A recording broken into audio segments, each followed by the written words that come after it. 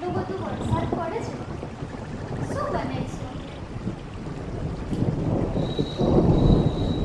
વરસાદમાં તો ભજીયા જ ખાવાની મજા આવે ને, અને ગરમ ગરમ ભજીયા અને ચા. ઓહો હો, ગુજરાતીઓને તો મજા જ પડી જાય. અને જ્યારે કહીએ કે ચાલો ભજીયા બનાવીએ, ત્યારે તમને ખબર છે શું થાય છે? ભજીયા બની જાય ને ત્યાર પછી ખાવા જ્યારે જઈએ ત્યારે વરસાદ જ બંધ થઈ જાય છે. દાળવડા અને ચા પીવાની જે મજા આવે, આહાહા. ચલો આજે આપણે બનાવીએ દાળવડા.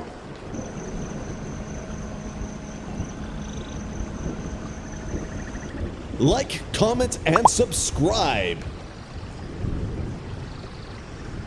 મેં ચણાની દાળ લીધી છે અને 3 થી 4 કલાક પલાળી રાખી છે.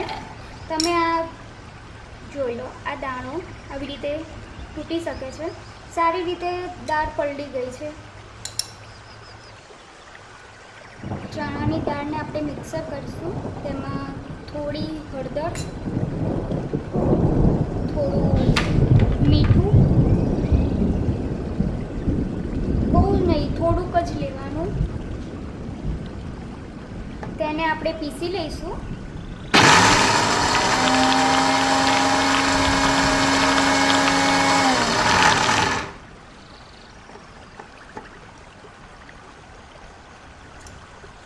તેને થોડા થોડા વચ્ચે વચ્ચે આવી રીતે હલાવતું રહેવાનું, નહીં તો દાળનો દાણો આખો રહી શકે છે.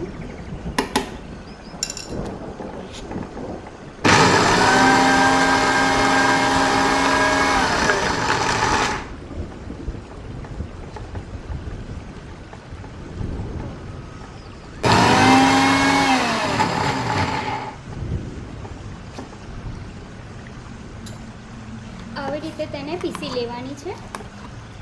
થોડી કકડી દાળ રાખીશું આપણે આમાં. જોઈ શકો છો તમે.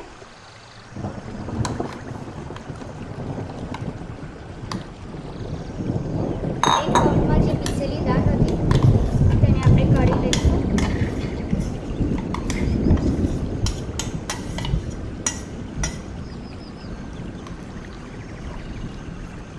આવી રીતે એને થોડું કપડું પીસી લેવાનું છે.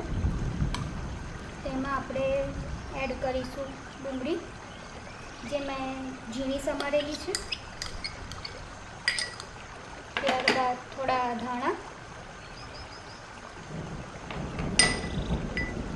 ત્યારબાદ લીલા મરચાંની પેસ્ટ,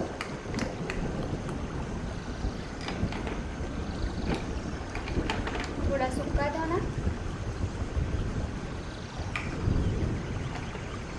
આદુ મરચાંની પેસ્ટ,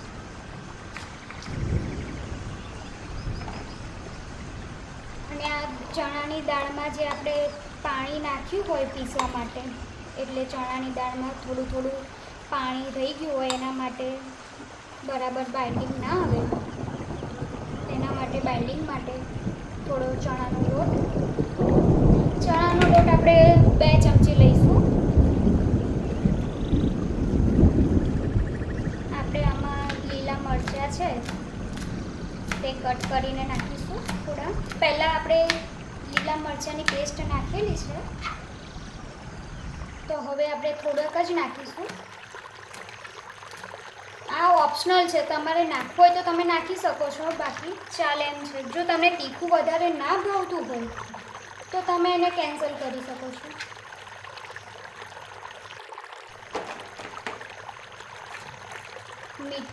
મીઠું આપણે દાળ પહેલાં પીસતા તો તેમાં નાખ્યું છે, તો પછી ટેસ્ટ પ્રમાણે તમે નાખી શકો છો. અને થોડી હળદર, ચપટી જ હળદર. આ મિશ્રણને આપણે બરાબર રીતે મિક્સ કરીશું.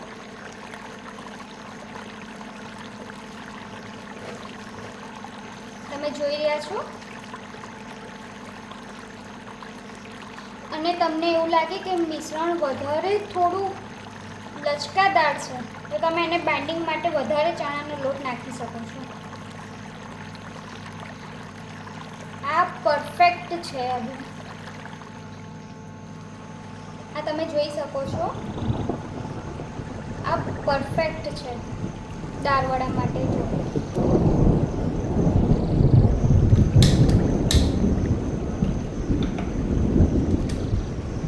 આપણે તેલ ગરમ કરવા મૂકીશું.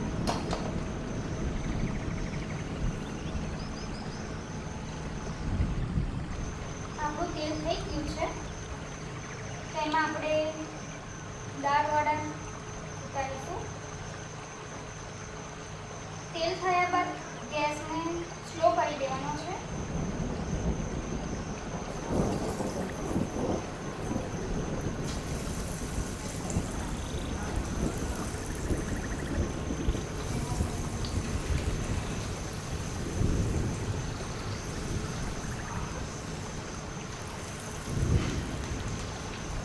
અને જે આપણે પીસવામાં ચણાની દાળ જે આખી રહી ગઈ છે તે ભજીયા ઉતારતા છૂટી પડશે.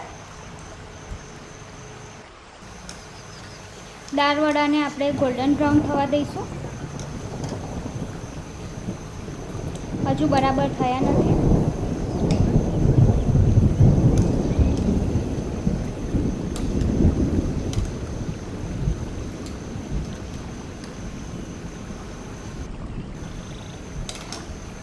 જો થોડા ગોલ્ડન બ્રાઉન થવા માંડ્યા છે અને સ્મેલ બી બહુ જ સરસ આવી રહી છે. બસ હું રાહ જ જોઉં છું કે ક્યારે બને ને ક્યારે ખાઉં. તમારા મોંમાં બી પાણી આવતું જ હશે. જુઓ જરા.